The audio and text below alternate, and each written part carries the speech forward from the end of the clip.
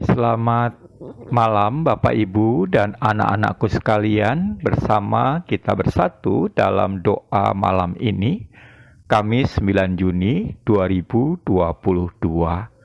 Mari kita berdoa. Ya Tuhan, sebelum kami beristirahat dalam tidur malam hari ini, perkenankan kami untuk merenungkan sabda-Mu. Amin. Bapak, Ibu, dan anak-anakku sekalian, bacaan Alkitab yang akan kita renungkan pada malam hari ini, Mazmur 8. Untuk pemimpin biduan, menurut lagu Gitit, Mazmur Daud. Ya Tuhan, Tuhan kami, betapa mulianya nama-Mu di seluruh bumi. Keagungan-Mu yang mengatasi langit dinyanyikan. Dari mulut bayi-bayi dan anak-anak yang menyusu telah Kau letakkan dasar kekuatan karena lawan-Mu untuk membungkamkan musuh dan penendam.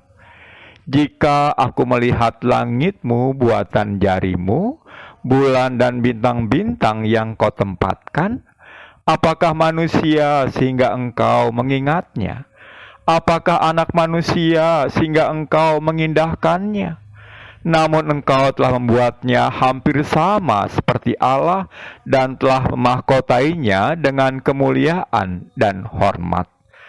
Engkau membuat dia berkuasa atas buatan tangan-Mu. Segala-galanya telah Kau letakkan di bawah kakinya. Kambing domba dan lembu sapi sekalian, juga binatang di padang. Burung-burung di udara dan ikan-ikan di laut, dan apa yang melintasi arus lautan. Ya Tuhan, Tuhan kami, betapa mulianya nama-Mu di seluruh bumi. Ya Tuhan, Tuhan kami, betapa mulianya nama-Mu di seluruh bumi. Demikianlah Daud membuka dan menutup mazmurnya. Itu jugalah pengakuan iman Daud yang mengakui Yahweh dalam Alkitab, Tuhan dalam huruf besar semua, sebagai Tuhan atau Tuan.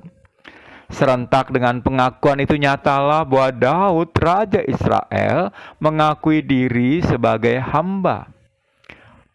Bapak, Ibu, dan anak-anakku sekalian, hubungan Tuhan dan hamba itu logis.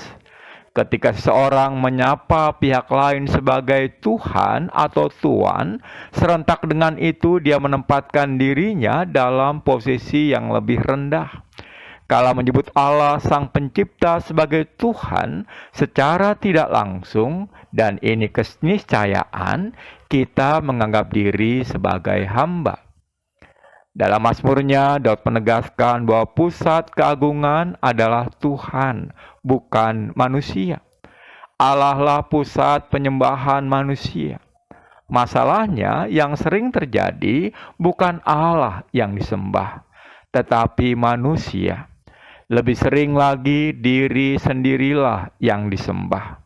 Dan ketika diri manusia yang disembah, yang terjadi hanyalah kekacauan. Semua pertikaian manusia, entah besar maupun kecil, semua bermula dari pengagungan diri sendiri. Ketika tak ada yang mengalah, maka yang terjadi adalah kehancuran.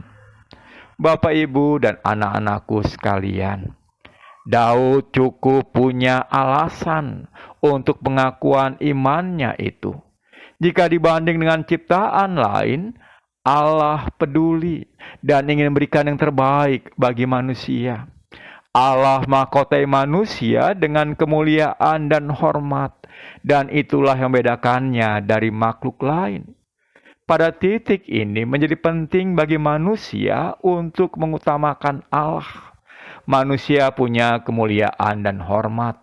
Namun kemuliaan dan hormat itu semestinya membuat manusia saling menghargai dan bukan mengutamakan kemuliaan dan hormat bagi dirinya sendiri. Bagaimanapun sejatinya manusia adalah pribadi-pribadi yang dititipi kemuliaan dan hormat oleh Allah sendiri. Sesungguhnya semua persoalan antar manusia akan mudah selesai ketika manusia sama-sama mengakui sebagaimana Daud, "Ya Tuhan, Tuhan kami, betapa mulianya nama-Mu di seluruh bumi." Amin. Mari kita berdoa. Ya Tuhan, Tuhan kami, mampukan kami untuk terus memahami posisi kami. Memang Engkau telah memberikan kami kemuliaan dan hormat, namun itu bukan untuk membuat kami menguasai orang lain. Sebab pada setiap orang Engkau juga memberikan kemuliaan dan hormat. Mampukan kami untuk menghargai orang-orang yang Kau hadirkan di sekitar kami. Dan biarlah kami terus diingatkan untuk mengakui bahwa Engkaulah yang utama. Tolong kami terus untuk berseru dengan hati dan pikiran juga tubuh kami. Ya Tuhan, Tuhan kami, betapa mulianya nama-Mu di seluruh bumi. Amin. Bapak, Ibu, dan anak-anakku sekalian, kita bersama telah berdoa. Mari kita istirahat malam ini. Mohon berkat Allah agar besok kita dibangunkan untuk menyambut berkat Tuhan yang baru. Selamat malam.